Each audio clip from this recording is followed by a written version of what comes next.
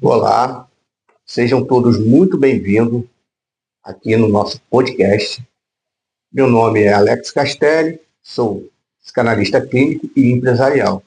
E hoje eu estou aqui com a psicanalista Cláudia Mizitieri, psicanalista e taróloga, que vai trazer para a gente um pouco desse mundo do tarô, né, da psicanálise, o tarô terapêutico. E aí, Cláudia, tudo bem? Tudo bom. Então, se apresenta aí para os nossos internautas, fala um pouco dessa tua trajetória, como que se iniciou, como foi essa ideia do tarô terapêutico. Eu sou Cláudia Mizitieri e estou fazendo uma transição da área da educação para a área clínica. Eu tenho como formação a psicologia e dentro do setting terapêutico entendi, né, por meio dos trabalhos que eu realizei nessa jornada, que a psicanálise ela tem um reflexo, né, no analisando enquanto autoconhecimento, quanto resultado muito positivo. Sim. E nessa trajetória eu entendi que é muito interessante, justamente por conta do inconsciente, né? Nosso objetivo é trabalhar o aparelho psíquico dentro do set terapêutico. Então eu trouxe como ferramenta o tarô. E ele entra na perspectiva de tarô dentro de uma linha terapêutica. Certo. E é interessante, né? E eu trouxe aqui, né, algumas perguntas de internauta, de seguidores, né, para você poder estar falando um pouco. E eu tenho aqui uma primeira pergunta, que é da Janete de Manaus, que te perguntou o seguinte: o que é o tarô terapêutico, na verdade, né?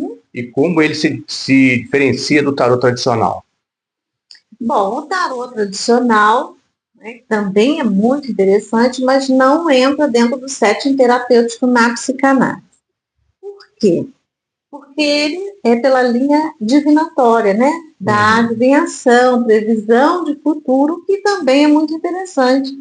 Mas aí não é dentro da psicanálise. A gente não faz esse link na psicanálise.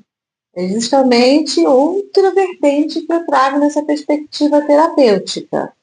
Ou seja, o tarô, ele pode ser utilizado como diversas ferramentas, né? Para meditação, entre outras. Mas dentro do setting terapêutico, na psicanálise, eu associo da seguinte forma.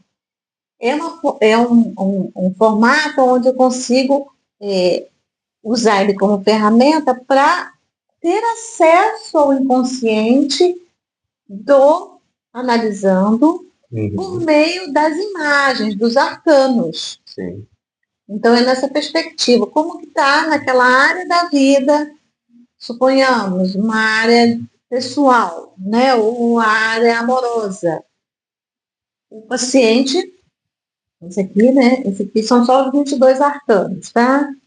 O tarô são 78 cartas. E aí, esse aqui, eu uso os arcanos maiores, né? São os 22.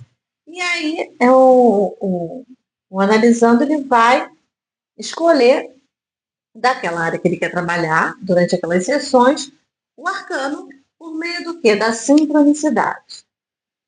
A gente trabalha aqui com a sincronicidade que eu trago em Jung para dentro do set terapêutico com a gente, comigo analisando, né? E aí ali a gente vai discorrer em cima dessa imagem, ele vai por meio da projeção, eu vou trabalhando com ele, conduzindo ali esse caminho de autoconhecimento. É basicamente isso. Entendi. Vamos agora para a segunda pergunta, que é do Pablo, de Santa Catarina. E ele quer saber de você como a psicanálise pode dialogar com o tarô sem perder a sua base teórica. Muito boa essa pergunta. Essa pergunta é muito boa. Como é que isso acontece, né? Tanto a psicanálise quanto o tarô, né, os dois trabalham, eles têm como material, e eles lidam com símbolos, na verdade. Né? Mas como um recurso simbólico que evoca, né, convida esses conteúdos psíquicos oferecendo as imagens por meio do tarô, né? Eles vão favorecer o quê? A livre associação. E é por meio dessa livre associação é que a gente transita. A gente, enquanto psicanalista, né, transito com o analisando dentro do setting terapêutico. Então, isso permite com que não se perca essa base teórica, porque eu utilizo a própria catarse, né, vários elementos dentro de uma linha junguiana, tá? Sempre com muito cuidado ético nessa escuta, que é ali esse movimento que a gente, enquanto psicanalista, a gente utiliza, uma escuta verdadeiramente analítica, melhor dizendo, entende? Sim. Então, é nessa perspectiva, porque o tarô ele não se opõe à psicanálise, mas ele vem somar por meio do simbólico com a psicanálise. Certo. A Fernanda de Mato Grosso também tem uma pergunta para te fazer. Há situações em que você opta por não usar o tarô em atendimento? Sim, sim. Porque isso é muito específico para cada paciente. Me dedico exclusivamente a cada paciente. Eu não utilizo as mesmas ferramentas, para o universo de pacientes que aparecem na clínica, né? Sim. Muitas vezes eu vou aqui por contos, né? Aqui, esse livro aqui é um livro que ele tem um livro bem robusto, né? É um livro das mulheres que correm com lobos. Eu não sei se vocês conhecem esse livro aqui, né? Esse, por exemplo, é uma ferramenta também que eu utilizo. Então, não necessariamente eu vou utilizar o tarô como ferramenta em todos os atendimentos, não. Né? A Lenice da Bahia. Olha aí, né? Público baiano aí também com a gente. Muito bem, eu gosto muito da Bahia, já fui aí algumas vezes. Então, uma carta, ela pode revelar conteúdos reprimidos ou recalcados? Sim, é bem interessante, né? Ela pode revelar, sim. Porque quando o paciente escolhe a carta, né, daquele tema que é ele que busca, porque no set terapêutico é aquilo que eu sempre falo, eu trabalho com desejo. Então ele faz a conexão com o arcano, e quando ele tira, ele te traz aqueles conteúdos, ele vai falar sobre essa carta, e isso vai auxiliando ele ter acesso, né, e eu vou conduzindo nesse caminho, aos conteúdos tanto reprimidos quanto recalcados. Entendi. E agora, para finalizar, eu tenho uma pergunta para te fazer, uma pessoal minha, né? Qual carta do tarô você escolheria para representar o processo de análise? Foi interessante essa pergunta. Logo quando você me falou, assim, fez a pergunta, me veio à cabeça um arcano aqui. Até está aqui de frente, né?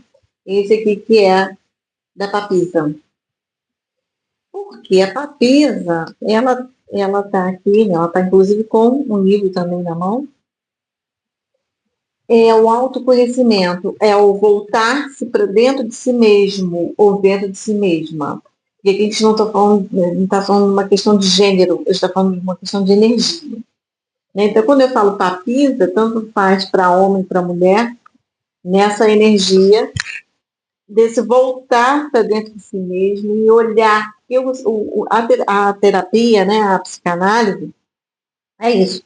É você, nós, todos nós, temos a coragem de olharmos para dentro de nós mesmos.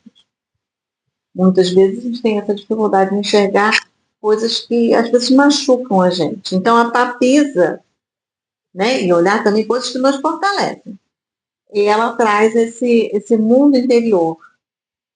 Né? São dois polos, a gente lida com a polaridade, tudo isso está muito ligado aqui à psicanálise junguiana. Então, esse seria um arcano que eu entendo que define muito bem a psicanálise. Olha, Cláudio, quero te agradecer, tá? Esse tempo você, né, essa honra que nos deu aí de poder fazer esse podcast junto. E fala aí um pouco das suas redes sociais, né? O seu Instagram. É para as pessoas poderem estar te acompanhando o teu trabalho. Vamos falar do Instagram, é Terapia Cláudia Mizitieri, onde eu trago ali, eu faço também lives durante a semana, né? Às vezes trago uma mensagem, gosto muito de trabalhar com o oráculo do pão, que é o oráculo da Magui, e ali eu vou colocando conteúdos, compartilhando com vocês, né, com os internautas aqui, material sobre a psicanálise associada ao tarô terapêutico, né? E um canal novo também aqui no YouTube, né? Com tarô e psicanálise. É só colocar Cláudia Mizitieri que você vai poder ter acesso ali, vai aparecer de frente, como linha de frente lá, porque é um nome que não é comum, né? Então, aparece para você poder acompanhar o nosso trabalho, né? E ver, inclusive, se faz sentido para você. Pode agendar uma sessão, procurar saber. Mesmo que você pense, não é o momento, mas tem um desejo, olha para dentro de si. Escuta, se escuta. Escuta o teu eu. Se abre para o novo. Então, mesmo que você, às vezes, entenda que não é um momento, mas você tem curiosidade de saber como é, agenda uma sessão. Quem sabe é um caminho que você encontra na perspectiva do autoconhecimento que vai trazer diferença na tua vida. Ótimo, Cláudio. Muito obrigado a todos que estiveram conosco até esse momento e até o próximo. Obrigada.